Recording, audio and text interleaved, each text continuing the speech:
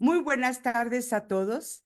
A nombre de la Asociación Nacional de Promotores y Educadores para la Salud, sean bienvenidos a nuestra jornada de promoción y educación para la salud integral del mes de mayo. Hoy, hoy estamos finalizando una gran semana, la Semana Mundial del Parto Respetado, que su lema es datos concretos, elección de la madre y cuidados flexibles del 13 al 17 de mayo.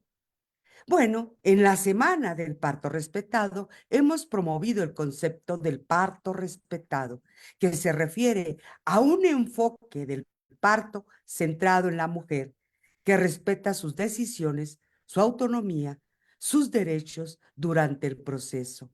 Esto implica proporcionar información completa y precisa a las mujeres gestantes, permitiéndoles participar activamente en las decisiones relacionadas con su parto y brindándoles el apoyo emocional y físico.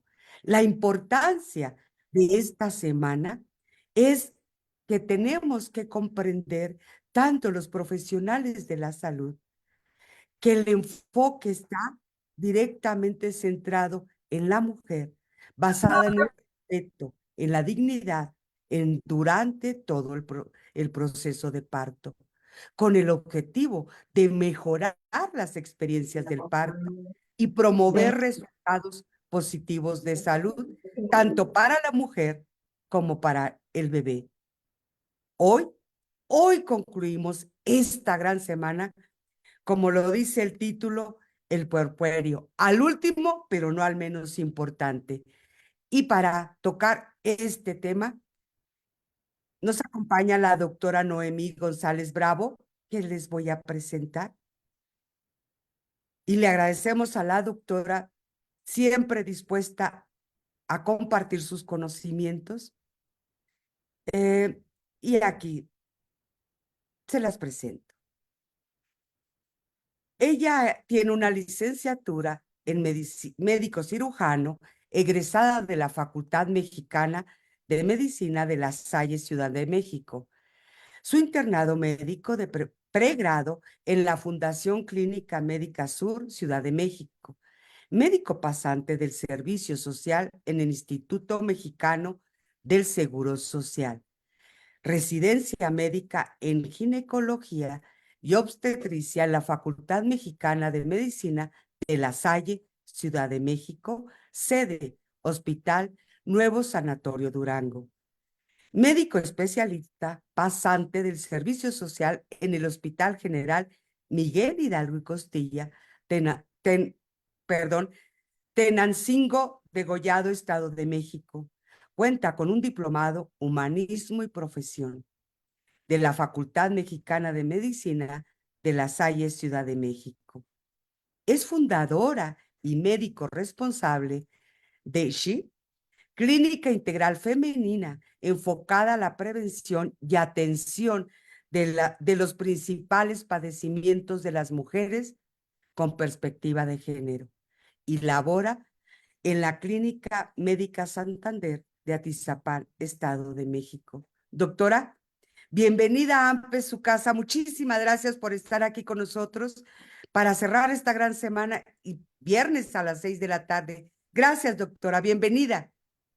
Muchas gracias a ustedes por la invitación nuevamente y sí, como bien lo menciona, pues viernes en la tarde y justo con este tema que cierra esta semana del parto respetado y justo yo siempre le pongo títulos diferentes a las presentaciones y justo este se llama el puerperio, que va al último, ¿no? De la gestación, pero no por eso es menos importante y como vamos a ver a lo largo de la presentación, pues a veces el personal de salud, inclusive como familiares, ¿no? De alguna paciente embarazada, pensamos que ya con el nacimiento, ya sea parto o cesárea, pues pues ya, todo se acabó y y sentimos como que podemos descansar, inclusive las personas que se encarguen de alguna unidad hospitalaria o que estén en alguna unidad hospitalaria, pues sabrán, ¿no? Que pues el tener siempre una paciente embarazada hospitalizada, pues es como que motivo de que nos sintamos un poquito estresados, ¿no? Todavía estamos, preocupados por el binomio, de que haya un buen resultado, ¿no? Entonces ya cuando nace también como que nos relajamos un poquito, pero es un momento también que requiere vigilancia, que requiere, como lo vamos a ver, mucho apoyo de nuestra parte para para la mamá. También necesita un enfoque multidisciplinario y pues también necesitamos estar como con las antenitas muy arriba por si se llega a presentar algún dato de alarma, porque también puede haber alguna complicación en este periodo, ¿no? Entonces, el puerperio, pues se define como el periodo de la vida de la mujer que sigue al parto, pero la definición hay que extenderla un poquito porque el puerperio también existe si el nacimiento se da mediante cesárea y también existe cuando tenemos la terminación de un embarazo por aborto.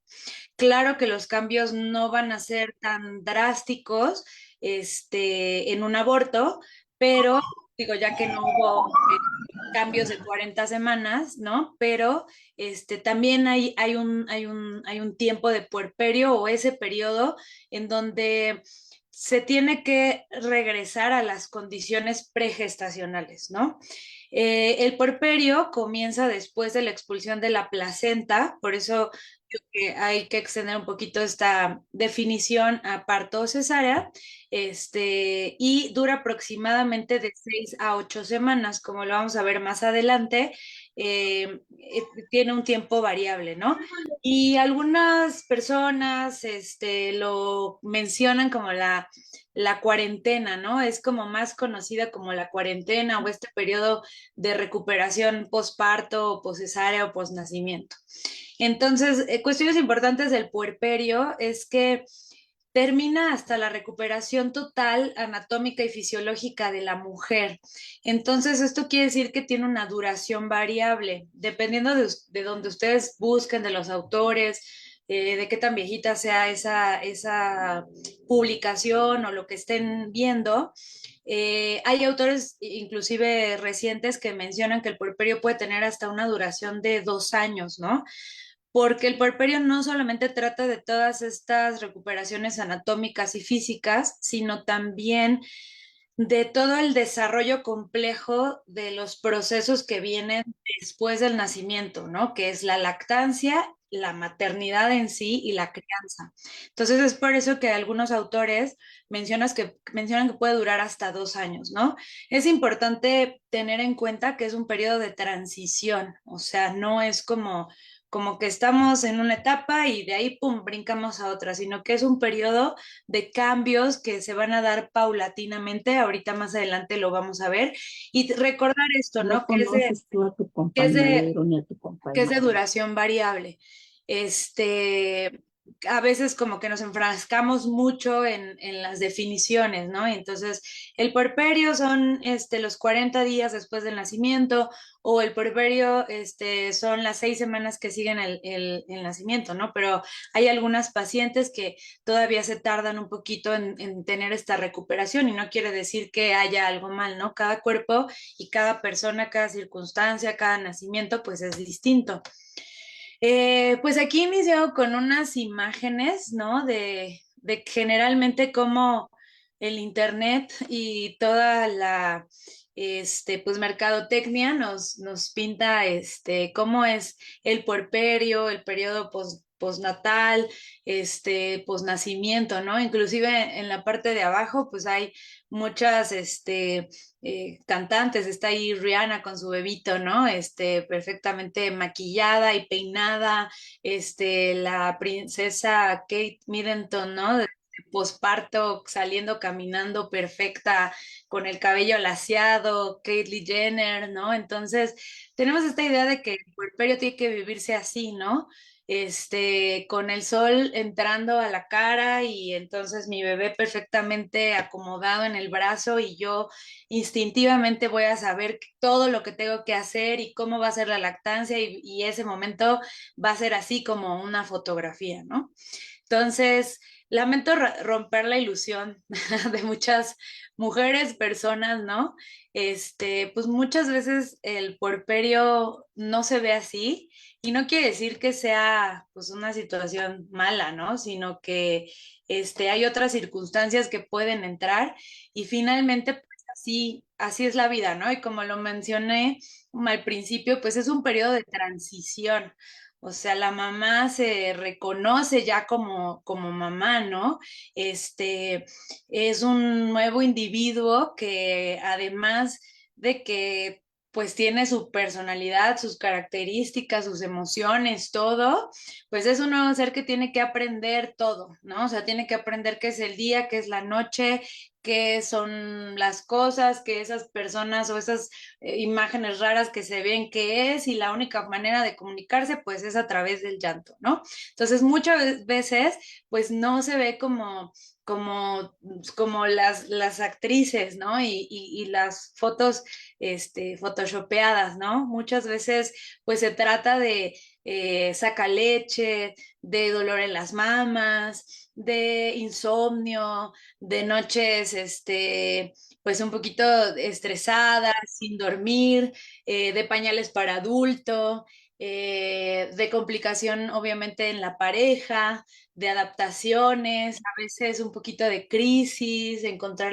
la nueva identidad de la mamá. Entonces, es un periodo bastante pues sensible, ¿no? Y las dos imágenes que tengo ahí en la parte superior son, una es una comediante y la otra es Katy Perry, que son actrices, cantantes muy famosas, y que pues mostraron este lado pues de la maternidad, ¿no? Del puerperio, que pues no es una cuestión perfecta, este, que a veces pues se trata nada más de disfrutar, ¿no? El momento sea como sea que venga y no hacerse muchas expectativas. Yo siempre les comento a las pacientes que lo más fácil de toda la maternidad y de la crianza y de todo es el embarazo, que de por sí ya es algo bastante pues complicado y es algo que tiene muchos cambios y muchas implicaciones, ¿no? Entonces, imagínense, o sea, los embarazos, los bebés siempre nos enseñan, pues mucha resiliencia y que pues hay que adaptarnos a los cambios como vengan, ¿no? Entonces, el puerperio se clasifica en tres. Se clasifica en inmediato, que son las primeras 24 horas después del nacimiento, mediato o temprano, que son 7 días post-nacimiento o la primera semana después del nacimiento, y tardío, que algunos autores, repito, ¿no? Lo mencionan 4 semanas, 6 semanas, pero en realidad es el tiempo que le tome a la mamá retornar a su condición pregestacional, ya sea de manera emocional, de manera física, de manera anatómica, ¿no? Y claro, como lo vamos a ver, van a haber muchas cosas, sobre todo cambios corporales, que no van a regresar nunca, ¿no? Al estado pregestacional. Entonces, durante el embarazo, pues son 40 semanas de cambios, ¿no? Fisiológicos y anatómicos del embarazo que, pues en realidad, si yo me pusiera a hablar de cada una de las situaciones que ocurren desde la primera semana hasta el término de la gestación, me tendría que aventar una plática de 2, 3 horas, ¿no?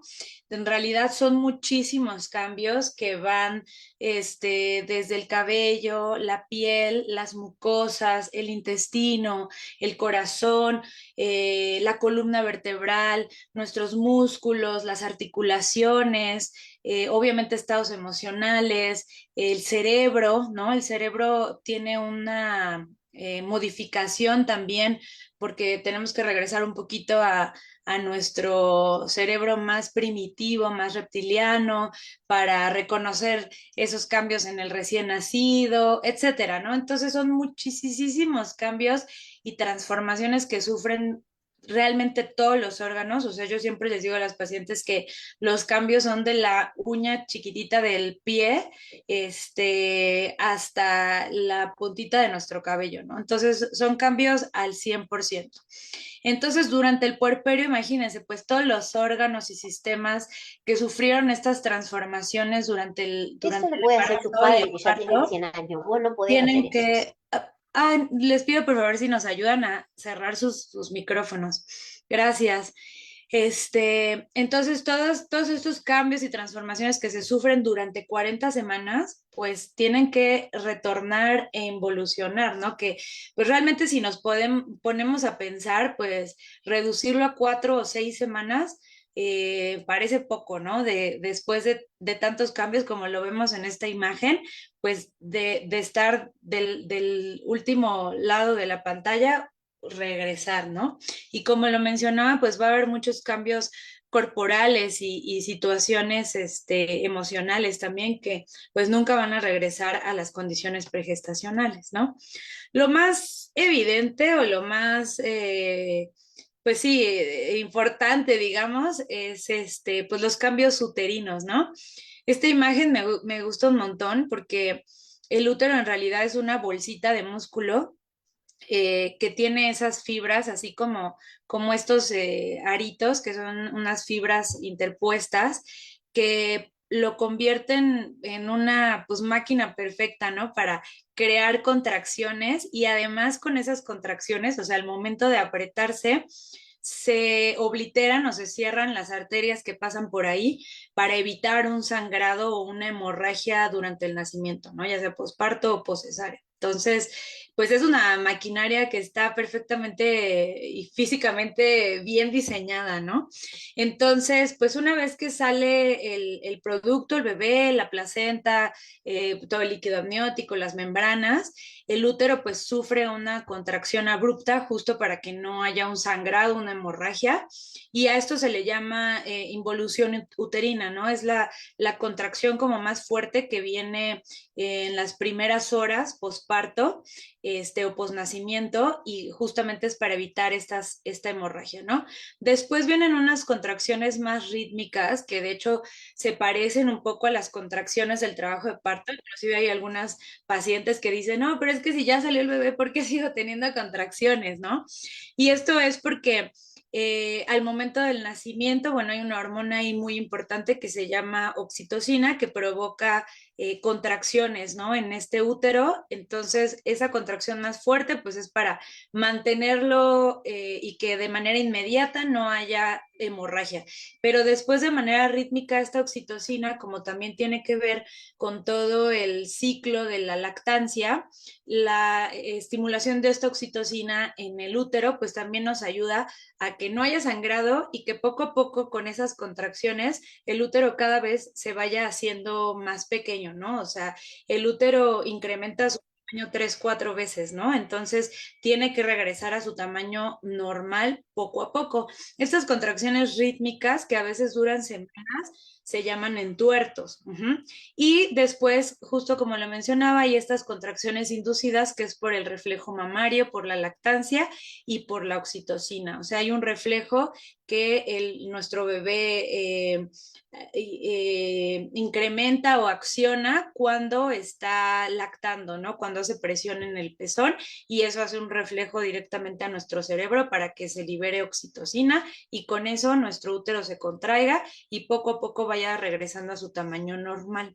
Entonces, algo muy importante para todas las personas que nos están viendo que pues están a lo mejor en alguna unidad hospitalaria o en alguna unidad clínica, etcétera, es que después de la salida de la placenta, ese útero siempre tiene que estar bien, bien contraído por debajo del ombligo. De hecho, yo siempre les digo a las pacientes que se siente como una pelotita, como un balón de fútbol duro abajo del ombligo, que esa pelotita siempre la deben de sentir, que si en algún momento no la sienten o la sienten como aguadita, nos avisen porque eso puede ser un riesgo de hemorragia, ¿no?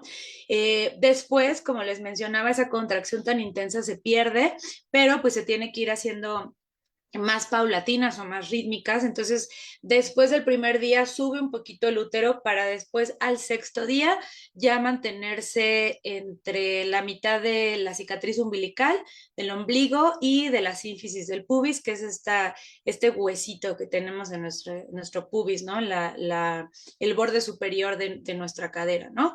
Y ya alrededor del 10.º día, que más o menos, pues sería cuando a lo mejor hacemos una consulta de retiro de puntos o una consulta para vigilar o para puerperio justamente, ese útero alrededor del 10.º día, ya el bordecito ya se tiene que ir ocultando en la pelvis ósea, ¿no? Otra cosa importante son los loquios, que es este sangrado que viene después del nacimiento, ¿no? Los loquios se clasifican en tres: loquios rubra, seroso y algo. ¿Y por qué ocurre esta salida de sangrado? Bueno, porque de la parte de adentro del útero, en donde la placenta se implanta o se pega a los vasitos para crecer y para pues, dar origen a todas las estructuras de la gestación. Al momento del alumbramiento, que es que sale la placenta, se deja una parte cruenta por dentro, como una cicatriz, como una parte como de carnita viva, y eso tiene que ir cicatrizando poco a poco, que va cicatrizando tanto con las contracciones como con la salida del sangrado, ¿no? Esa capita interna del útero sufre varios cambios por acción hormonal y sufre tantos cambios, inclusive la placenta, por ejemplo, es un órgano pues maravilloso que después de que termina su función a las 40 semanas, solita pues decrece, digamos, muere, se necrotiza y entonces ese tejido pues que ya no sirve, que ya está muerto, que ya cumplió su función, tiene que salir a través de la vagina. Entonces los primeros 3 días sale en forma de sangrado, y bueno, un poco, se puede ver un poco como de tejidito, o como pellejitos, ¿no? Después de esos 3 días hay un cambio en esos loquios o en esa descarga vaginal que se vuelve un poco amarillento, cerosa, como más aguadita, y eso es ya que comienza el proceso de cicatrización para finalizar con una descarga que se llama alba, que es un flujo más blanco, amarillento. Aquí les pongo el rayito como de una nota importante, que esos loquios o esa descarga vaginal nunca deben de tener mal olor y tiene que tener una disminución progresiva, ¿no? O sea, ir disminuyendo poco a poco. Si de repente ya estaban disminuyendo y tengo un sangrado abundante, pues eso no es normal, es motivo de revisión. Y también algo que a veces pasa, que las pacientes notan este flujo blanco amarillento al final y piensan que es una infección, ¿no? Entonces luego, no, vamos a ponernos óvulos o lo que sea, y en realidad pues se trata de un proceso normal, ¿no? El cuello uterino, el cervix, también sufre cambios. Los cambios más complejos es cuando se tiene un trabajo de parto, como lo muestro en esta imagen, la parte rosita que se ve debajo de la cabeza del bebé en la primera imagen es el cuello del útero o el cervix formado. Conforme vienen las contracciones, ese cervix tiene que adelgazarse tanto como una hoja de papel, se va como retrayendo hacia arriba, hacia las paredes uterinas, digamos, y se va dilatando. Entonces, de haberse borrado totalmente o de tener un adelgazamiento total, como lo vemos en la última imagen, para permitir la salida del bebé a través de la vagina, pues obviamente ese cervix tiene a través de las contracciones uterinas que volverse a formar. Ajá. Como les digo, los cambios más drásticos es cuando hay actividad uterina, cuando llegamos a un trabajo de parto, a término, a un expulsivo, ¿no? No hay tantos cambios en la cesárea, sin embargo, también hay algunos cambios cervicales, aunque el nacimiento sea por cesárea, ¿no? Entonces, imagínense, o sea, todo este efecto, la formación realmente otra vez del cervix se tiene que volver a hacer, ¿no? La vagina también sufre mucho edema, independientemente de que sea un nacimiento por parto o por cesárea, ya sea por pues todas las fuerzas que ocurren durante el trabajo de parto o simplemente por gravedad de todo el útero, todas las cuestiones vasculares, el peso del útero, todo, se hace un edema, se inflama la vulva, ¿no? En esa imagen, como lo podemos ver, es la cabecita de un bebé que está coronando, o sea, ya está a punto de nacer. Como podemos ver, los labios mayores se están retrayendo lo más posible en el área del clítoris, inclusive de la uretra, puede haber ciertos pequeños desgarros parauretrales, ¿no? Porque se inflama, se dematiza. Claro que esta inflamación tiene un porqué, ¿no? O sea, si las estructuras se hidratan, va a ser más complicado que sufran un desgarro. Entonces, realmente ese edema o esa sobrehidratación de esas estructuras es para protegerlas, como para también hacerles un colchoncito, ¿de acuerdo?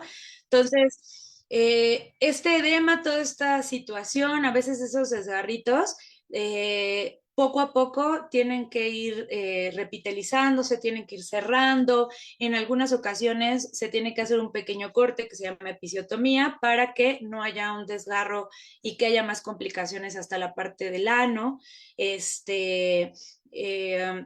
esto, bueno, lleva sus cuidados, hay que lavar bien, tener adecuada higiene y ya sea que el nacimiento haya sido por parto o por cesárea o que hayamos tenido alguna situación debido a las fuerzas del expulsivo, después de 3, 4 semanas, los pliegues normales de la vulva empiezan a observarse otra vez, es decir, pues este edema empieza a desaparecer, se empieza a desinflamar porque pues ya la vagina ya no tiene que estar protegida, ¿sale?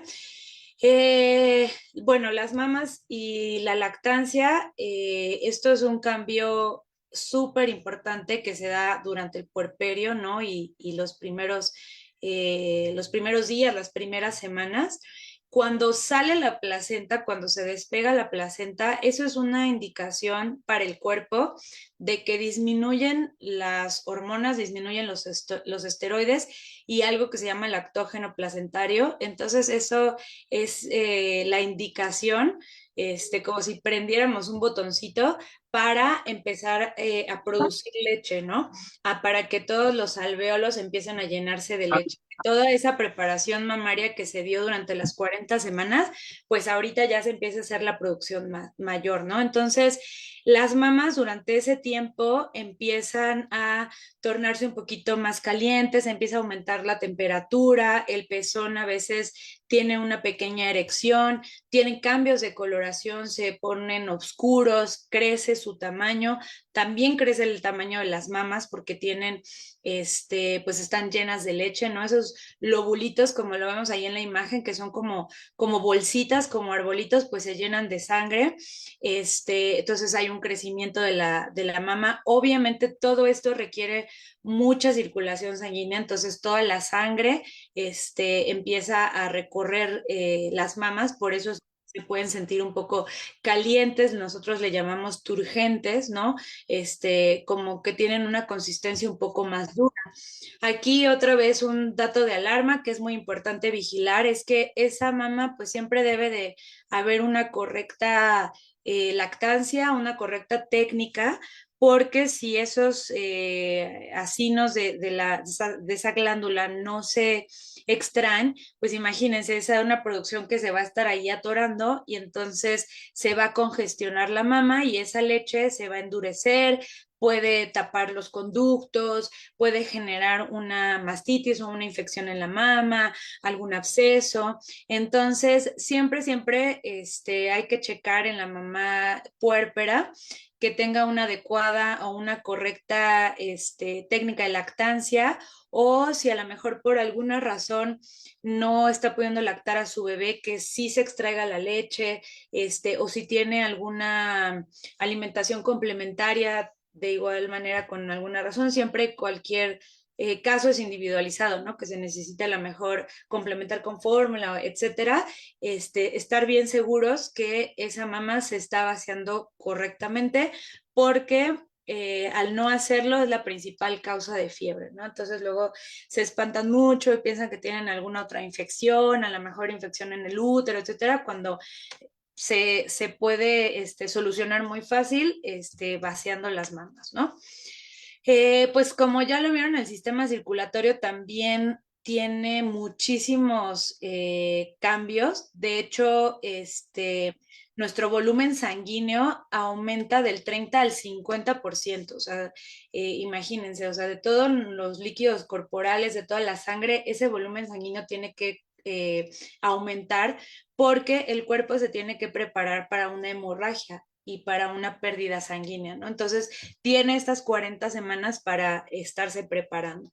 Entonces, durante las primeras semanas, el volumen sanguíneo empieza a descender gradualmente hasta disminuir un 40% en las primeras 4 semanas.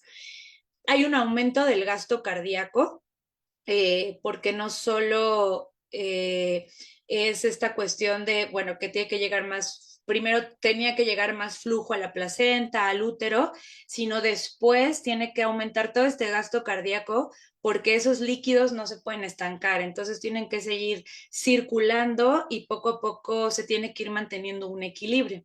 Entonces es común que en las mujeres puérperas se encuentre la frecuencia cardíaca aumentada, o que tengan un poco de taquicardia de manera fisiológica. Esto es normal por todo ese cambio de líquidos que ocurre. Algo muy importante aquí es que hay que estar al pendiente de su presión arterial. Como les digo, a veces nos relajamos mucho y pensamos que ya nació el bebé y ya, no, o sea, nada malo puede pasar, ¿no? Desgraciadamente hay algunos tipos de hipertensiones o inclusive preeclampsias o eclampsias que se pueden presentar durante el puerperio. Entonces hay que tener atención a la presión arterial, y la gran mayoría de los autores menciona que hay que dar tratamiento cuando alguna de las dos cifras supere los 150-100, ¿no? Obviamente hay un cambio en toda la masa de los eritrocitos, en todas las células de la sangre, en los leucocitos, que son las células de defensa, las células blancas, y en las plaquetas. Finalmente hay que recordar que es un proceso también de recuperación, en donde aunque no haya habido una cesárea, o aunque no haya habido una herida, una solución de continuidad, hay cosas internas que tienen que cicatrizarse. Entonces, todas las células sanguíneas aumentan porque esto tiene que pasar. Se tiene que cicatrizar, ¿no? Y algo importante también es que por alguna razón a veces pasa que a las mujeres en periodo de puerperio les toman estudios de laboratorio y tienen los leucocitos altos, ¿no? Las células de defensa, y entonces les dan antibiótico, antibiótico, antibiótico, y ay, es que los tienes muy altos y no te baja y quién sabe dónde está la infección, pero pues no tienes fiebre, pero en realidad es un cambio fisiológico normal del puerperio, ¿no? Y no está relacionado con una infección. Y bueno, también recordar que los factores de coagulación también tienen ciertas modificaciones, porque hay que llegar a un sistema pues de equilibrio, ¿no? En ese sistema de coagulación. Antes era como muy normal escuchar que las embarazadas tenían que tener un reposo, casi casi que no podían moverse, etcétera. Ahora sabemos que la movilización temprana, o sea, menos de 12 horas en el parto y menos de 24 horas en la cesárea, tiene más beneficios, sobre todo cuando hablamos para prevenir algún trombo, algún coágulo, etcétera, ¿no? Como les decía, el volumen corporal pues también tiene un cambio, o sea, toda el agüita que tenemos tanto dentro de los vasos sanguíneos como afuera, el aumento, o sea, aumenta 8.5 litros aproximadamente el agua corporal durante todo el embarazo. Claro que hay una parte que se encuentra intrauterino, y hay otra parte que se encuentra en los vasos, y hay otra parte que se encuentra extravasal, ¿no? Fuera de los vasos. Pero finalmente esta agua poco a poco también se tiene que ir perdiendo, ¿no? Paulatinamente. Entonces también es común que a algunas pacientes les cueste un poquito más de trabajo tener este equilibrio en los líquidos, y se llegan a edematizar o a hinchar de sus pies, como lo vemos ahí en la imagen, y esto los puede alarmar mucho, ¿no? Entonces ya hacemos diagnósticos tempranos de alguna hipertensión o de alguna falla renal o de alguna situación así, o de alguna preeclampsia, cuando en realidad pues es un proceso normal del embarazo, ¿no? Y del puerperio, perdón. Y que también está relacionado con los cambios de los electrolitos, ¿no? Entonces, cuando disminuyen todas las hormonas que estaban elevadísimas durante el embarazo, esto hace que aumente una hormona que se llama aldosterona y con ello empieza a aumentar la reabsorción de sodio y potasio y con eso empieza como a haber un cambio en todos los electrolitos y en todos los líquidos. El sistema digestivo, este es algo muy, muy importante. Como lo vimos en la primera imagen, pues el crecimiento del bebé va haciendo que todas las vísceras se compriman y se desplacen. Uno de los órganos que más sufre con esta situación es el colon, el recto, el estómago, el esófago, la vesícula biliar, el hígado, ¿no? O sea, todo el sistema digestivo sufre mucho con este desplazamiento, además de que la progesterona, que es una hormona, que es la principal hormona del embarazo, tiene actividad sobre el músculo liso, entonces tenemos músculo liso en todo el sistema digestivo, de ahí que vengan pues las náuseas, el estreñimiento, a veces diarrea, las agruras, la pirosis, todo esto, ¿no? Entonces, conforme pues ya existe este nacimiento, el colon, el estómago, tiene que otra vez agarrar como su motilidad normal, ¿no? Obviamente no es algo inmediato, sí hay cierta atonía o cierta distonía de la contracción de los músculos intestinales, entonces poco a poco, o sea, tienen que ir acelerando como su metabolismo.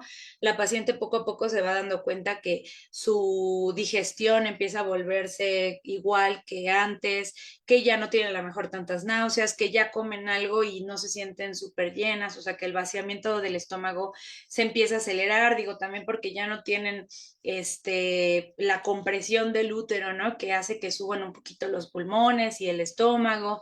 Entonces, esto poco a poco, o sea, tiene que ir mejorando. Y algo que es muy común es que todo el embarazo y sobre todo en el tercer trimestre, el metabolismo es un metabolismo, es una carga metabólica muy importante para todo el cuerpo. Entonces es normal que el hígado como que enlentezca su producción o su capacidad, ¿no? Y que también la vesícula biliar por lo mismo tenga complicaciones para pues sacar todos los ácidos biliares, ¿no? Entonces, aproximadamente a la tercera semana posparto o posnacimiento empieza a haber también disminución de estas enzimas hepáticas, ¿no? Claro que siempre hay que estar como muy al pendiente que no suban más allá de los límites normales y que no se conjunten con algún diagnóstico de una preeclampsia, eclampsia, de alguna colestasis intrahepática, o sea, alguna enfermedad ya más complicada del hígado que puede pasar durante el embarazo y también puede pasar en el periodo del puerperio. Como les decía, no todos los cuerpos son iguales y no todos los cuerpos reaccionan igual.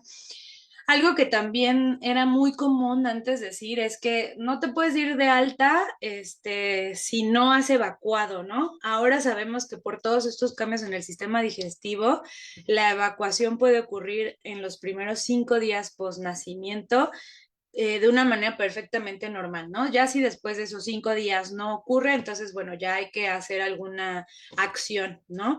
Pero no es necesario como antes, ¿no? De que no te puedes ir de alta hasta que no evacúes. Otra parte importante, pues, es el sistema urinario. Como ya lo mencioné, pues todo el sistema de circulatorio, de líquidos, pues tiene cambio y tiene un equilibrio, ¿no? Entonces, eso va a repercutir directamente pues en el colador principal del cuerpo, ¿no? Que es el riñón, los ureteros, la vejiga, ¿no? Entonces es normal que con todos estos cambios circulatorios y de volumen aumente el número de micciones. Y ojo, no hay que pues equivocarse o con alguna infección, ¿no? Es normal durante los primeros días, quizás post nacimiento, que pueda haber hematuria o sangrado en la orina. ¿Por qué? Por la manipulación, como ya lo vimos, por las fuerzas, las dinámicas en el trabajo de parto, esa uretra a veces pues se colapsa un poquito, etcétera. Entonces es normal que haya un poquito de sangrado los primeros días. Claro que tiene que ser un sangrado escaso y que poco a poco vaya disminuyendo, ¿no? Si es sangre fresca, si es sangre muy abundante, pues eso ya nos habla de otras complicaciones, pero si es escasa, sí poco a poco se va diluyendo, disminuyendo, puede ser normal. También por la manipulación, porque en algunas ocasiones se coloca una sonda urinaria, entonces esto también puede hacer que haya salida de sangre. Puede haber que haya una retención urinaria, es decir, que por todo el esfuerzo, las fuerzas, las dinámicas del parto o por alguna situación de la cesárea, después de retirar la sonda vesical, la paciente no pueda miccionar de una manera espontánea, ¿no? Entonces hay que estar muy al pendientes de que sí la paciente pueda hacerlo de manera espontánea, ¿no? Y también hay que estar al pendiente de incontinencia urinaria, ¿no? Del otro lado.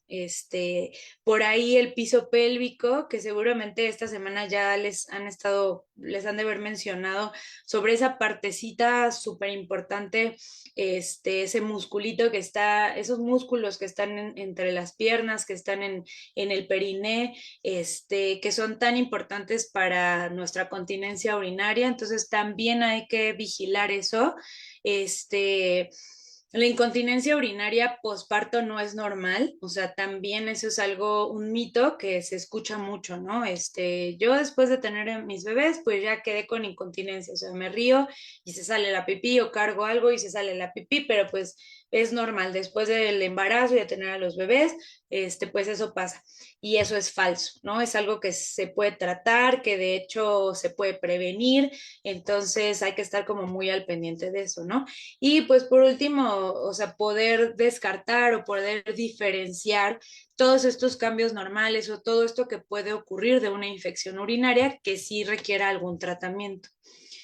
Eh, También quiero hablarles de algo muy importante rápidamente porque es un tema que actualmente se ha convertido en un problema de salud pública y que, bueno, es tanta información que igual pudiera llevarme una sola presentación para hablar de esto, pero todos los cambios emocionales y que ahora afortunadamente hay más información sobre la tristeza posparto, el baby blue, la depresión y su estado más, pues más grave, que es la psicosis posnacimiento, ¿no? Se sabe que la mayoría de las pacientes, más de un 80%, 2 semanas después del nacimiento van a sentir esta como tristeza, ¿no? Esto se ha visto que se debe a la disminución de hormonas, esa disminución abrupta de hormonas que estaban altísimas durante todo el embarazo y que ahora pues disminuyeron abruptamente por el nacimiento, ¿no? Eso hace cambios en los neurotransmisores o en la comunicación entre las neuronas. Entonces, pues esto puede provocar ciertos síntomas de tristeza, pero estos síntomas de tristeza son pasajeros y no alteran o no intervienen con el funcionamiento de la mujer, ¿no? Inclusive hay algunos autores que hablan sobre que también esta como pérdida de atención, ¿no? De la mamá y que después se vuelca, perdón, al recién nacido, también como que causa un poquito de, como de tristeza, hay que adaptarse a esos nuevos sentimientos, a esa nueva identidad. Eso, mientras sea pasajero, repito, y no intervenga con la funcionalidad de esa paciente, es totalmente normal. Pero ¿cuándo es un dato de alarma y cuándo es momento de interconsultar especialistas? Que yo creo que como es una cuestión tan importante y que ahora se ha convertido en una cuestión de salud pública, cualquier persona que lo detectemos en una nueva mamá o inclusive en una mamá, hay que prender como el dato de alarma, ¿no? Porque sí hay reportes, desgraciadamente, de casos de suicidio, de homicidios, en puerperio, ¿no? Entonces, son situaciones muy graves, que bueno, que no se desean a nadie y que finalmente si nosotros está en nuestras manos reconocer alguno de estos datos de alarma, pues sí interconsultar a los especialistas, ¿no? Como que ya quitar esta también falsa idea de que solamente las personas que van al psicólogo o al psiquiatra son personas que están mal, que están locas, ¿no? Que no es un buen término. Realmente el cerebro es un órgano, como todos los órganos se puede enfermar y pues también requiere atención. Entonces, si vemos en esta mamá que constantemente tiene un ánimo depresivo, que no veamos que pueda tener algún dato de placer, de disfrute en las situaciones, que tiene alteraciones del sueño más allá de lo normal o alteraciones de la alimentación, que la vemos muy ansiosa, con un extremo sentimiento de culpa, con mucha labilidad emocional, o sea, que le preguntamos cualquier cosa y llora o está muy irritable. Bueno, cuanto más si empieza a tener o a expresar alguna ideación suicida, si tiene una preocupación desbordada por el bebé, y también algo importante es esta dificultad para establecer un vínculo, ¿no? Esos son como datitos de alarma que pues nos obligan a interconsultar con los especialistas y pues evitar alguna complicación o alguna tragedia. Rápidamente voy a hablar de la dieta porque cada caso es individualizado, pero en general la dieta tiene que ser lo más completa posible, balanceada, fácil de digerir. Si el nacimiento fue por cesárea, obviamente tiene que ser progresiva, ir tolerando poco a poco líquidos y luego dieta blanda y luego sólido, etcétera, ¿no? Antes, por ejemplo, también las indicaciones eran permanecer 24 o 48 horas en ayuno. Ahora sabemos que entre más rápido se restablezca la dieta y pueda progresarse, es mejor, aun cuando el nacimiento haya sido por cesárea. Se recomienda que la dieta sea hiperproteica, o sea, alta en proteínas, pero obviamente no en todos los casos, tiene que ser esto individualizado. Si se pudiera tener apoyo de un servicio de nutrición, pues sería lo ideal. Y sobre todo, bueno, evitar irritantes de alimentos que produzcan meteorismo o gases, porque pues de por sí todos los cambios que hay en nuestro sistema digestivo, en el útero, si fue una cesárea tenemos la herida, entonces eso va a hacer que si tenemos muchos gases pues nos sea como más molesto, ¿no? En cuanto a higiene y actividad física, se recomienda el baño, ¿no? Como que había también esta idea de que las embarazadas no se podían bañar y que tenían que estar tapadas porque se le iba la leche y no sé qué. Totalmente falso. Se tienen que bañar, ¿no? Obviamente tienen que utilizar ropa cómoda. Sé que hay muchas creencias, ideas, ¿no? Sobre baños, a veces infusiones o baños termales, no sé, que les hacen a las mamás, algunos rituales inclusive.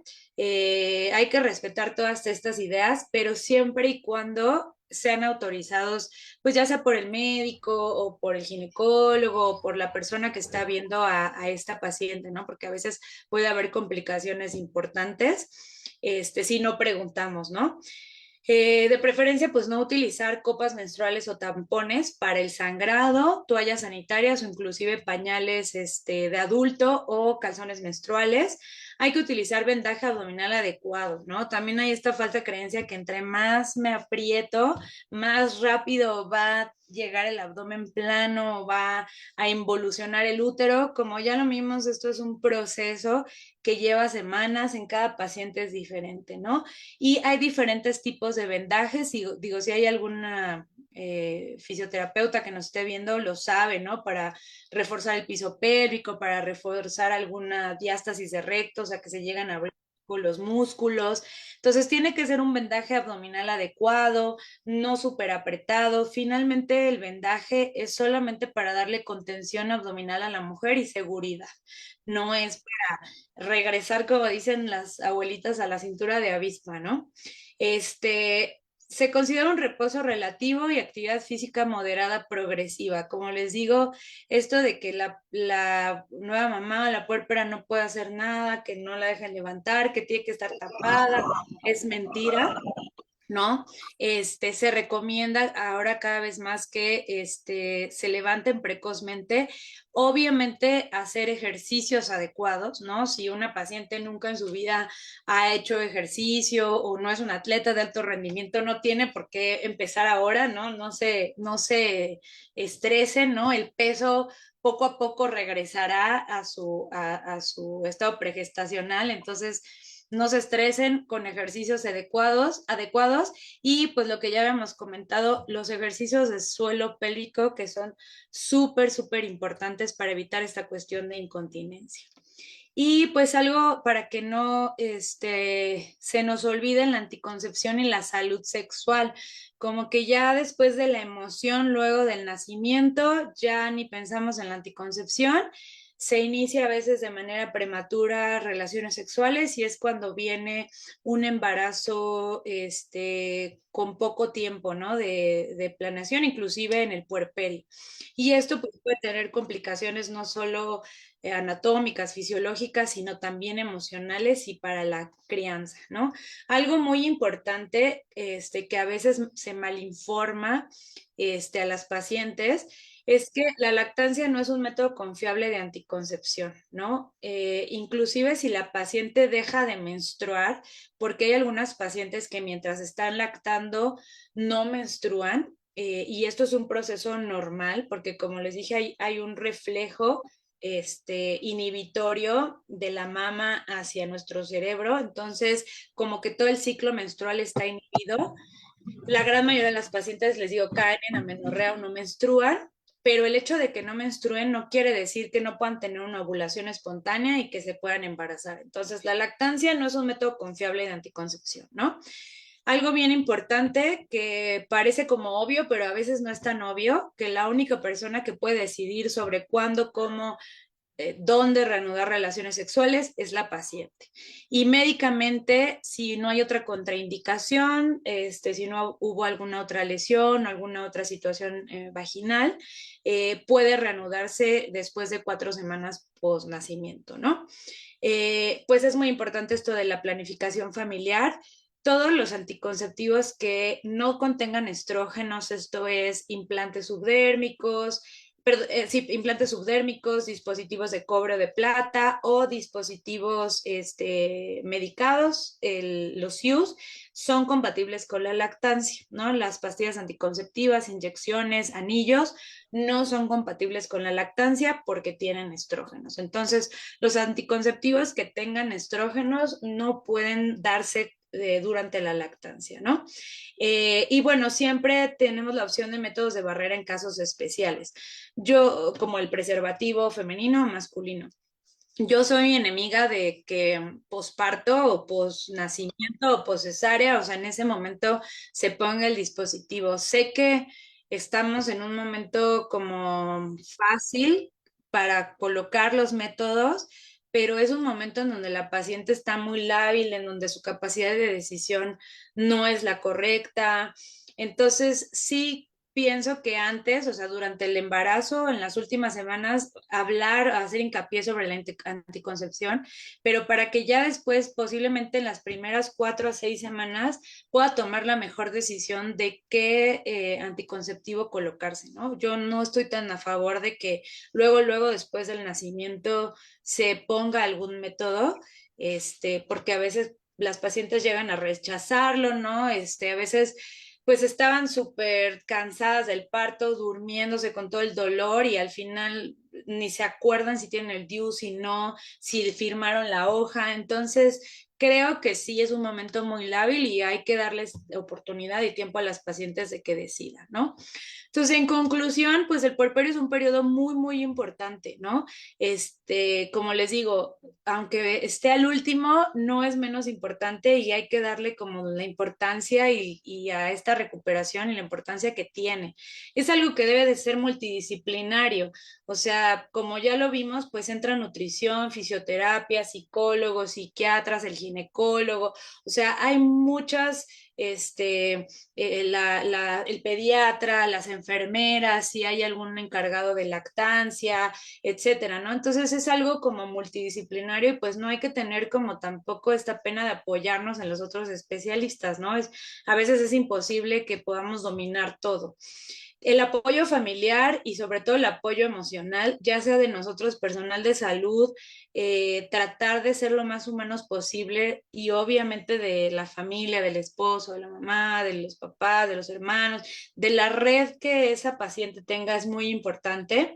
Hay que estar conscientes que es un periodo de recuperación e involución, o sea, no es como, creo que de aquí nadie es de la realeza, ¿no? Entonces, como para que tenga que salir luego del hospital a tomarse fotos y a dar una entrevista y a hacer etcétera, ¿no? Entonces, hay que tener paciencia, ¿no? Ser amables con nuestro cuerpo, recordar que pues todo poco a poco irá regresando a las condiciones pregestacionales, que hay muchas cosas que no van a regresar y también eso debemos de tener paciencia y debemos de estar conscientes y de aceptar esos cambios de la mejor manera posible, que cada cuerpo es variable y pues sobre todo para nosotros, personal de salud, diferenciar las cuestiones fisiológicas de los datos de alarma e informar bien a las pacientes, ¿no? Sobre todo en este periodo tan lábil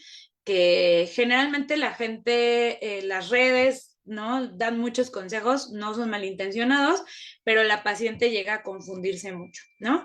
Entonces ya para terminar, pues esta frase que me gusta mucho de un autor desconocido, que pues no olvidemos que después del embarazo hay dos nacimientos, el del bebé y el de la madre, ¿no? Y entonces pues el de la madre creo que es muy, muy importante porque pues finalmente la mamá se conoce en su nueva identidad de mujer, a lo mejor de mamá, perdón, se conocía a lo mejor en su identidad de mujer, pero no de madre.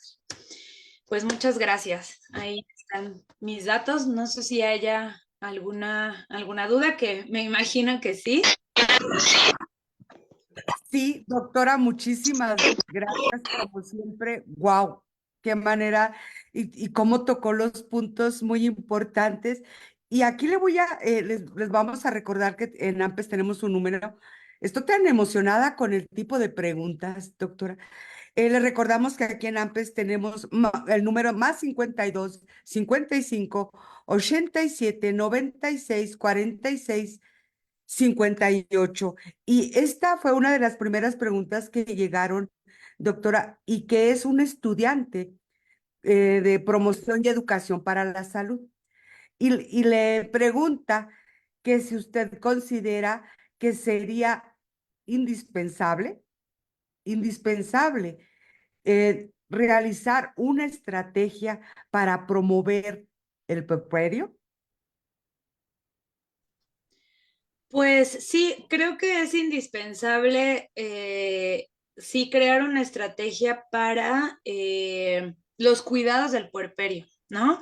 Así como hay un servicio de gestación o inclusive hasta preconcepcional de infertilidad, creo que sí debe de haber un servicio de puerperio, como que a veces los servicios de salud y sobre todo los servicios públicos son consultas súper rápidas de 15 minutos, a ver, retiro de puntos, todo bien, tómenle los signos, bye, ¿no?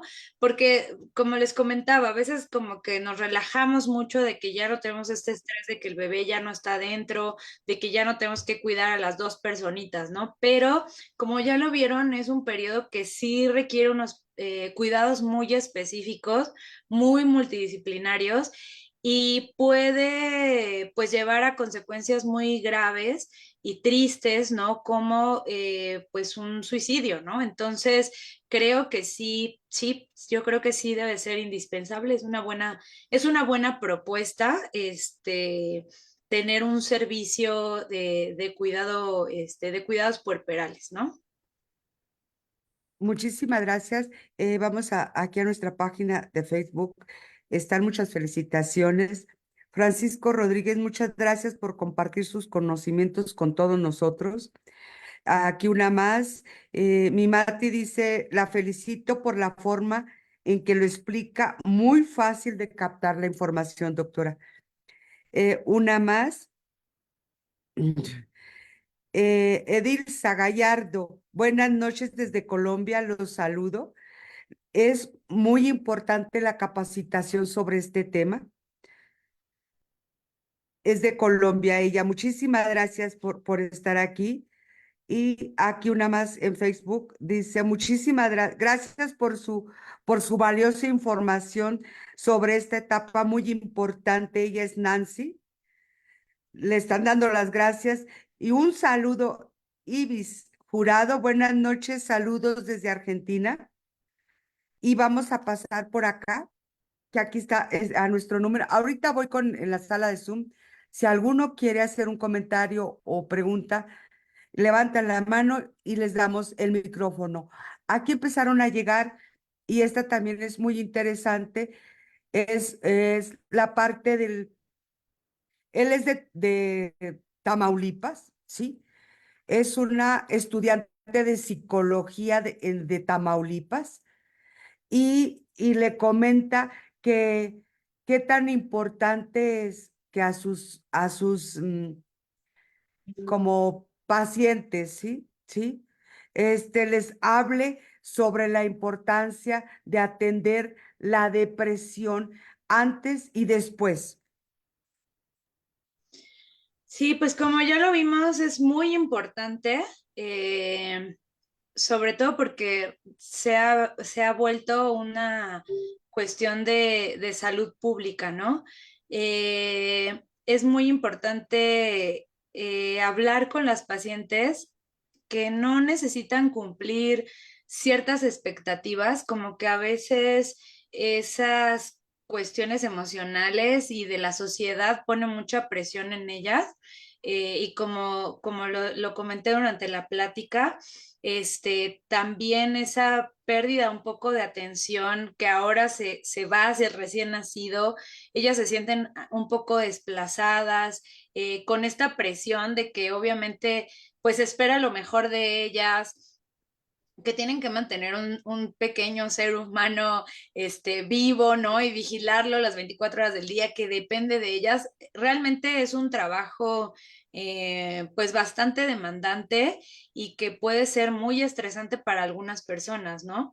Entonces, creo que sí es muy importante hablarles de eso, pero sobre todo hablarles, siempre como preguntarles a las pacientes cómo te sientes, porque creo que en las consultas de puerperio es muy común, ¿no? De justo lo que hablábamos hace rato. ¿Tienes fiebre? ¿Estás lactando bien? ¿No te duelen las mamas? ¿No tienes flujo que huela mal? ¿Que de comezón, etcétera? Ah, no, no tienes molestias para orinar. Ok, check. Pero no nos detenemos justo a preguntar esto a las pacientes, ¿no? De cómo te sientes, cómo te has sentido, hay algo que te preocupe. Creo que esa palabra, o sea, esa pregunta es muy importante y a todos los psicólogos y prestadores de servicios de salud que nos están viendo, o sea, se van a sorprender de cómo las pacientes, o sea, su cara va a cambiar así de, ay, es que no me habían preguntado como eso, ¿no? O sea, siempre es común que preguntemos por cosas físicas o los familiares solo pregunten por el bebé, ¿cómo está comiendo? ¿Y cómo esto? Y ya hizo el baño y ya le pusiste tal ropita y eso, pero preguntar realmente, genuinamente, cómo te sientes, ¿no? Entonces, y que no está mal, no tiene nada de malo, mostrar la segunda parte de imágenes que mostré, ¿no? Y ser honesto y decir, me siento cansada, me siento triste, me siento ansiosa, me siento preocupada o me siento rebasada. O sea, no tiene absolutamente nada de malo, ¿no? O sea, tenemos como que esta idea de que las mamás nunca se quejan, son abnegadas, son perfectas. Y sí, o sea, las mamás son perfectas, pero son perfectas para cada bebé, ¿no? O sea, yo siempre les digo eso a las mamás, o sea, un bebé no va a decir, ay, es que yo quiero a esa mamá. No, pues no, cada bebé va a querer a su mamá, ¿no? Entonces, creo que si dejamos esas culpas de lado y esas cosas, pues muchas de estas situaciones se pueden mejorar y se pueden encontrar estos datos de alarma. Muchísimas gracias, doctora. Aquí Tere Alonso Martínez. en Facebook nos dice, en verdad un tema de gran relevancia, ya que muchas veces los servicios públicos no se dan el tiempo de dar toda la información alrededor de un puerperio y sobre todo del grupo multidisciplinario. Y le agradece, doctora, efectivamente es por falta de tiempo en las cuestiones de salud pública. Lisette Montserrat Macías dice, doctora, desde Ecuador, en el puerperio fisiológico inmediato dentro de las primeras 2 horas, en el caso de las adolescentes de 12 a 16 años, ¿usted cree que en ellas es necesario insistir en colocar un implante subdérmico para evitar un nuevo embarazo debido al alto índice de embarazos precoz, tomando en cuenta lo que usted dice, el factor emocional de la paciente? Sí, qué buena pregunta. Las guías y los protocolos nos marcan justamente esto, ¿no? Que a partir de las 2 horas posparto se puede poner el implante. Entonces, yo creo que, digo, la paciente no la podemos dar de alta en menos de 24 horas, ¿no? O menos de 12 horas. Entonces, creo que a lo mejor sí, 10 horas después, ¿no? Sí se va a sentir un poco más tranquila, podemos explicarle mejor los factores de riesgo, los pros y los contras de cada método anticonceptivo. Acuérdense que los anticonceptivos nunca deben de ser coercionados, ¿no? O sea, nunca deben de ser pues que la paciente se sienta obligada. Entiendo que también el embarazo adolescente es una cuestión de salud pública, pero también las adolescentes tienen autonomía, ¿no? Hay que respetar sus derechos y sus decisiones. Y ahí es pues una cuestión de múltiples causas el por qué existen los embarazos adolescentes, ¿no? Que no solamente es esta inconsciencia de tener relaciones sexuales sin anticonceptivos, ¿no? O sea, a veces es falta de accesibilidad, mala información, violencia, o sea, son muchas cosas. Entonces creo que no nos podemos dejar llevar justo por estos mitos y por esos prejuicios de que las adolescentes, como no toman buenas decisiones, se embarazan rápido. Creo que hay que respetar su autonomía, creo que hay que tratarlas también con respeto, hacer valer sus derechos y pues mientras la paciente esté hospitalizada o la tengamos ahí, podemos hablarle con paciencia, ¿no? Sobre los métodos anticonceptivos y ella tomará la mejor decisión, pero eso es algo súper importante, o sea, la colocación de un método anticonceptivo nunca debe ser coercionado, o sea, nunca debe de estar obligada a la paciente, porque por experiencia y de hecho hay también mucha información acerca de eso, ¿no? Que las pacientes se les coloca el implante y llegan al mes o a los 2 meses queriéndoselo retirar porque nunca les explicaron qué efectos secundarios les iba a dar, que iban a caer en amenorrea, o sea, todas las complicaciones, ¿no? O del dispositivo, no les explicaron cómo se lo tienen que cuidar. Entonces creo que no, o sea, hay que darnos el tiempo y no insistirles solo porque son adolescentes, ¿no? Muchísimas gracias, doctora. Aquí en nuestra sala de Zoom dice Angélica Marquero, el sector salud las egresan en 24 horas. Al menos deben de estar hospitalizadas 48. ¿Qué opina, doctora? Post, post nacimiento, pero ¿qué vía? ¿Cesárea o parto? No, no lo dice. Esperemos que está aquí en Zoom, que no lo Ah, ponga. ok. Este, Graciela Cervera dice, qué bonita reflexión sobre el nacimiento de la madre y el recién nacido. Sheila, es probable que tenga hipotiroidismo. ¿Cómo afectaría eso en el bebé, el parto? Tengo 7 meses de embarazo. y el puerperio, ¿cómo le afectaría? Pues bueno, el hipotiroidismo es una complicación médica que puede ocurrir ya sea derivada de los procesos del embarazo o puede ser que sea una enfermedad o una patología preexistente. Creo que está fallando el internet. ¿Ahí me escuchan bien?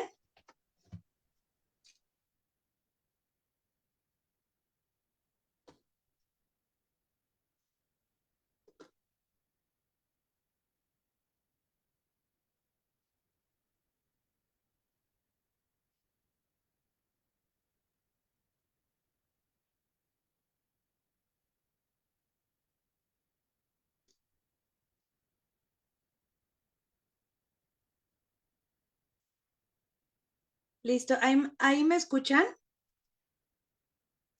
Ok, bueno, continúo, creo que la licenciada Magali algo pasó con su internet, pero voy a continuar respondiendo esta pregunta del hipotiroidismo y es muy importante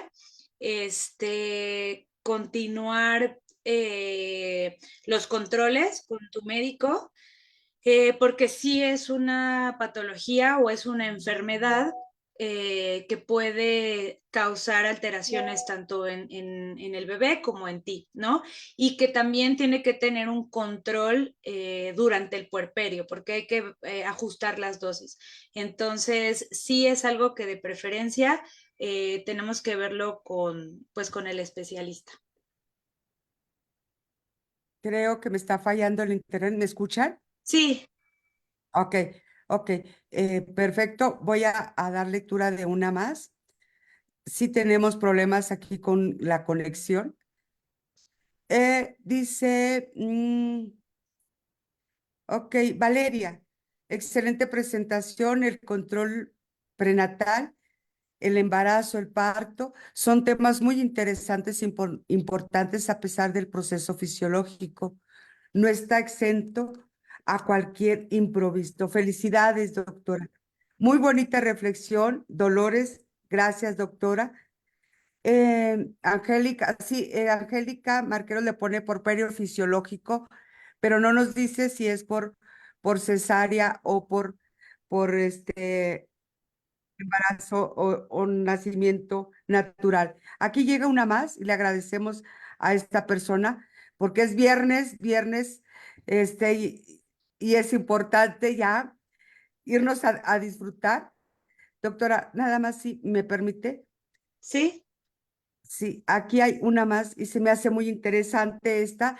Es una estudiante también, estudiante de enfermería, sí, del Estado de México y le pregunta que si este momento, qué tan importante es el apoyo emocional también al padre en el momento del puerperio. ¿Qué tan importante es? Es súper importante y qué buena pregunta. Eh, la paternidad no se vive de la misma manera que la maternidad, ¿no? Porque nosotras experimentamos todos los cambios y los papás, bueno, lo experimentan a través de nosotras. Entonces, en ellos realmente la capacidad de entender y hacer esa vinculación de la nueva identidad no es tan fácil como con nosotras que estamos sintiendo todos los cambios, etcétera, etcétera, ¿no? Ellos empiezan a hacer ese vínculo una vez que ocurre el nacimiento y principalmente es cuando observan o cuando ven al bebé. Entonces es una cosa como pues un poco primitiva que sí ocurre a nivel cerebral, ocurren ciertos cambios, es algo muy interesante, pero es una muy buena pregunta porque digo, aquí difiero y por ahí sería súper interesante después ponerlo en la mesa como para alguna plática, los psicólogos, si hay algún psiquiatra, etcétera.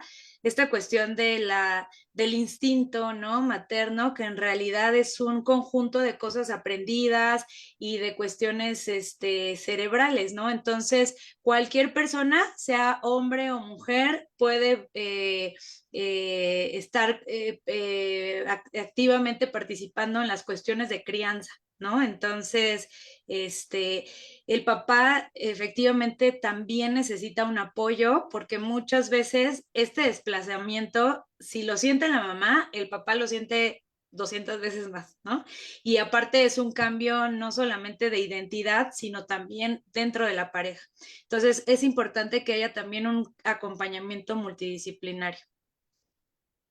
Muchísimas gracias, doctora. Perdón, pero está llegando.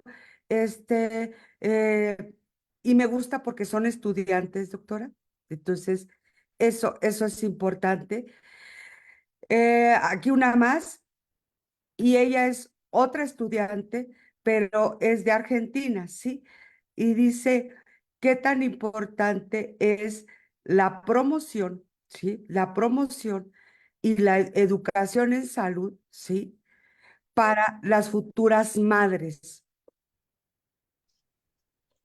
Qué buena pregunta y creo que la respuesta es súper, súper importante, ¿no? Recientemente hay muchas investigaciones, artículos que hablan de los 100 días más importantes del recién nacido. Y esos 100 días, la mayoría de las personas piensan que es a partir del nacimiento, pero no, incluyen inclusive una etapa preconcepcional. Ahora se habla de consultas y de información y de educación preconcepcional, o sea, no solo planificación de cuándo quiero embarazarme, sino que quiero estar en las mejores condiciones, que tengo que hacer cambios de hábitos, que tengo que hacer ciertos ejercicios, etcétera, ¿no? Dieta, vitaminas. Entonces, es muy importante no solo la información durante la gestación, sino preconcepcional. Aquí una más, y con esta sellamos. ¿Qué pasa en todo el proceso del porperio con una persona con VIH? Ah, esa es una excelente pregunta. Digo, por ahí creo que tuvieron una plática de lactancia. Eh, Ahí está como también la mala información que una persona que tenga VIH, no puede lactar, ¿no? Lo cual es falso, ¿no? Entonces, sí una persona con VIH puede lactar. Lo que se recomienda es que obviamente se envíe a lugares donde sean de alta especialidad, pero la atención del parto, la atención de la cesárea es totalmente, debe ser totalmente igual, digna, proveerles toda la atención multidisciplinaria, ¿no? Que debe ser, les digo, lo ideal es que sea en un nivel de salud donde se tengan los equipos necesarios, sobre todo para protección del equipo médico, uno, y dos, que tengamos acceso a ciertas pruebas que nos hablen de la actividad viral que existe, porque ahí hay ciertas diferencias, no es lo mismo una paciente que tiene cierto número de CD4 o de actividad viral a otra paciente que no, si la paciente lo supo desde el inicio del embarazo o cómo fue el contagio, cuándo fue el contagio, si estaba con medicamentos antivirales, retrovirales, perdón. Entonces, todo eso hace una variación, pero en donde no hay duda es en que pues las pacientes deben ser tratadas y los bebés con el mismo respeto y con la misma humanidad que cualquier otra paciente. Muchísimas gracias. Perdón, pero aquí en nuestra sala de Zoom dice Angélica, ¿cuándo permitirán que ingresen el padre en el parto en el sector salud? Hay algunos lugares en donde ya se está implementando eso. Sí, justamente donde yo hice mi servicio social de ginecología, que es un hospital amigo del niño y de la madre, que hay bancos de leche, lactarios, etcétera, sí se permitía el ingreso de los familiares a los partos. Sí hay algunos lugares en el sector salud que sí se puede, ¿no? Ahora, algo que es importante entender es que entendemos que es un momento único para cada familia, para cada paciente, para cada mujer, pero no hay que olvidar que es un procedimiento médico, o sea, finalmente el nacimiento, el parto, la cesárea, o sea, es un procedimiento que sí puede ser de la manera más fisiológica posible y a Dios gracias, la gran mayoría ocurren y no hay ninguna complicación, pero finalmente no deja de ser un evento que requiere una intervención, ¿no? Entonces, no por nada ha avanzado la ciencia, la mortalidad ha disminuido, la mortalidad neonatal, la mortalidad de las mamás.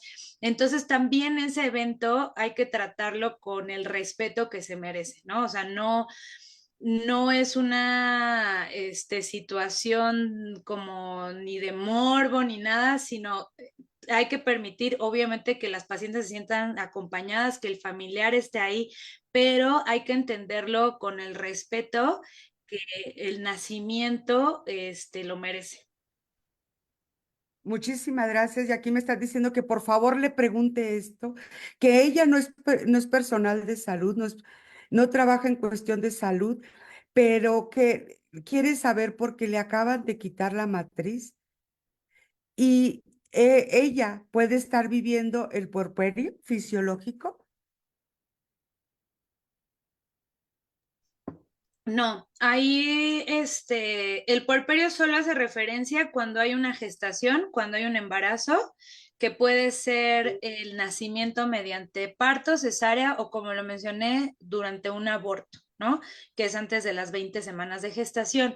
Ahí lo que está viviendo no es un puerperio, sería un duelo. Hay que recordar que el duelo, la pérdida de cualquier situación, ya sea un objeto, una persona querida, un órgano, significa un duelo. Entonces es un poquito diferente y obviamente pues ahí hay que acercarse con los especialistas, ¿no? Psicólogos, psiquiatras en el sentido que se necesite. Muchísimas gracias. Ahora sí, doctora, si me permite, le vamos a hacer entrega de manera virtual. A nombre de la Asociación Nacional de Promotores y Educadores para la Salud, me siguen llegando, doctora, otorgan el presente reconocimiento a la doctora Noemí González Bravo, especialista en ginecología, por su excelente participación en la conferencia Puerperio, al último, pero no menos importante, en conmemoración de la Semana Mundial del Parto Respetado del 13 al 20 de mayo del 2024, en su modalidad virtual 17 de mayo del 2024, y firma la licenciada Araceli Flores Reyes, tesorera de la mesa directiva, y su servidora. Doctora, siempre es fascinante escucharla y aprender de usted. Y nos gustaría, en nombre de AMPES, si nos hace el favor de clausurar esta semana, doctor. Pues muchísimas gracias. Yo siempre encantada y dispuesta a colaborar con ustedes y a compartir el conocimiento y pues creo que como ya lo vimos a lo largo de la semana, pues hay muchas áreas de oportunidad todavía en donde no solo el personal de salud, sino también pues la comunidad, ¿no? La sociedad, hay muchas personas que nos están viendo que no pertenecen al sector de salud, pero que pueden informarse en los medios adecuados y también estar al pendiente de los datos de alarma, ¿no? Por ahí hay una frase de Michael Odent que dice que para cambiar el mundo hay que cambiar la forma de nacer, y yo ahí le agregaría que pues hay que cambiar todo, ¿no? Desde la preconcepción, ¿no? Y que por ahí también dicen que para criar a un niño, pues se necesita toda una comunidad. Entonces, no solo una comunidad de especialistas o de médicos o de personal de salud o de licenciados, sino también toda pues la comunidad que nosotros conformamos, ¿no? Entonces, pues muchas gracias, y yo pues estoy siempre dispuesta a colaborar con ustedes. Muchísimas gracias, doctora. Gracias porque fue una semana de mucho aprendizaje. Gracias, gracias a todos los ponentes. Gracias a ustedes que nos siguieron y que ahora sí lograron que esto sea un éxito, porque AMPE se siente realmente motivada al contar con la presencia de ponentes, pero también de ustedes que nos escuchan, que entran a las pláticas y son el motor para no desfallecer en el intento y continuar y lograr que cada día seamos mejores. Y te pedimos que por favor compartas, ya viste realmente que es un problema de salud pública, que tenemos que enfocarnos más a educar, a bajar la información, a despertar, no solo al personal de salud, sino al pueblo, al público en general. Te pedimos que compartas esta ponencia para llegar más a adolescentes, a jóvenes, a grandes, a profesionales de la salud y no profesionales de la salud. Y solo tal vez alguien de tus contactos, esta ponencia lo haga o la haga mirar con otros ojos a su mujer, a su esposa, a su pareja, a su, ahora sí a su familiar de profesionales de la salud y logre cambiar, solo tal vez. A nombre de la Asociación Nacional de Promotores y Educadores para la Salud, muchísimas gracias, bonita noche y nos vemos la próxima semana, el próximo mes, pero en AMPES nos vemos la próxima semana con otra gran ponencia sobre la esquizofrenia. Dios los bendiga. Un abrazo fuerte. Que tengan un mágico y majestuoso fin de semana a la distancia. Dios los bendiga. Cuídense mucho. Gracias.